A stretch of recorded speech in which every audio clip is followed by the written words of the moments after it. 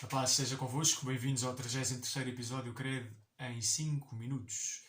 33, e é o número de anos que Jesus tinha quando morreu. Vamos continuar naqueles motivos que levaram os chefes dos judeus a acusarem Jesus, a quererem ver-se livres de Jesus. Diziam que Jesus era blasfemo, porque se fazia igual ao Pai, e deste modo parecia que Jesus punha em causa a fé num Deus único. Se existe um só Deus, como é que Jesus é também esse Deus?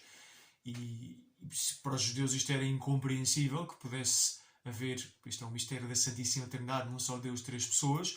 Parecia-lhes por isso que Jesus estar a atribuir-se uma igualdade com o Pai estava claramente a blasfemar, estava a dizer que existiam dois deuses, e isto era o monoteísmo, a fé no Deus único, universal, infinito, era a pedra basilar da fé de Israel. Portanto, nós conseguimos entender a revolta que isto causava nos chefes dos judeus. Eles não tinham ainda recebido a graça para poder compreender como é que Jesus era igual ao Pai e também ao Espírito Santo, mas sem que houvesse três deuses, continuasse a ser um só Deus. Aliás, foi este o momento de chave, quando Jesus estava a ser interrogado diante do Sinédrio, naquela quinta-feira santa à noite, depois do Horto das Oliveiras. O sumo sacerdote, já depois de terem tentado tudo para acusar Jesus, diz: diz-nos na verdade se tu és o Filho de Deus vivo. E Jesus aí já não hesita nem um bocadinho e diz com toda a clareza: sou. E vereis o Filho do Homem descer do céu sobre uma nuvem com os seus anjos. Portanto, Jesus claramente diz naquele momento: eu sou Yahvé. E isto para os ouvidos dos judeus foi uma coisa absolutamente intolerável. Eles taparam os ouvidos, rasgaram as vestes, porque não conheciam ainda a Santíssima Trindade.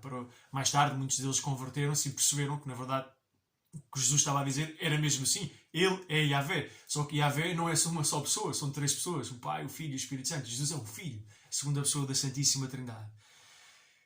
Também fazemos a pergunta, e passando um bocadinho o tema, quem foi responsável pela morte de Jesus? Ao longo da história houve uma certa injustiça de considerar que os judeus, coletivamente, os judeus daquele tempo e os judeus dos tempos atuais, que eram culpados da morte de Jesus. Isto não é verdade, não é verdade.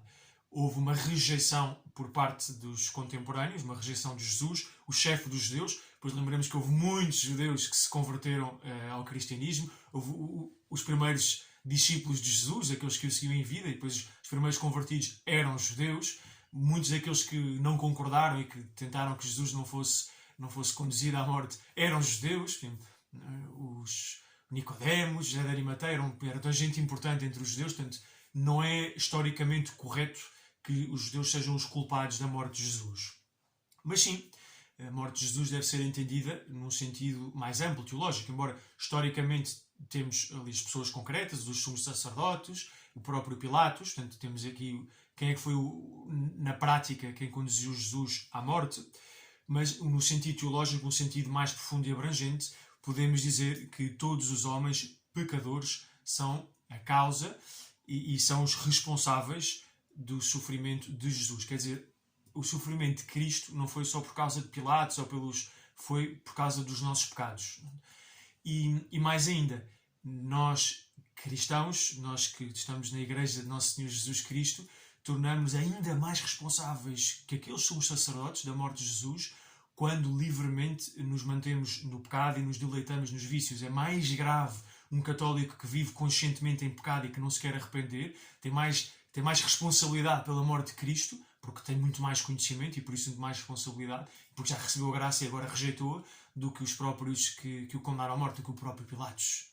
Isto é fortíssimo e deve levar-nos não a apontar os maus à nossa volta, mas a bater com muita força com a mão no nosso peito e a arrepender-nos. A morte de Jesus vem cumprir o desígnio de salvação pela sua oferta, a oferta da sua existência em obediência ao Pai. Jesus redime-nos. E isto já estava profetizado no Antigo Testamento, em particular nas 4 profecias do servo de Yahvé, no livro do profeta Isaías. Jesus é por isso mesmo um instrumento da nossa reconciliação. Lembrar que não é tanto o sofrimento que nos redime, mas é a aceitação deste sofrimento em obediência ao Pai, por amor de nós, que é a fonte da nossa salvação. E a humanidade de Jesus, o corpo de Jesus, a alma de Jesus, que pode sofrer, é o instrumento com o qual Deus nos resgata. Abençoe-vos Deus Todo-Poderoso, Pai, Filho e Espírito Santo. Tenham um ótimo dia.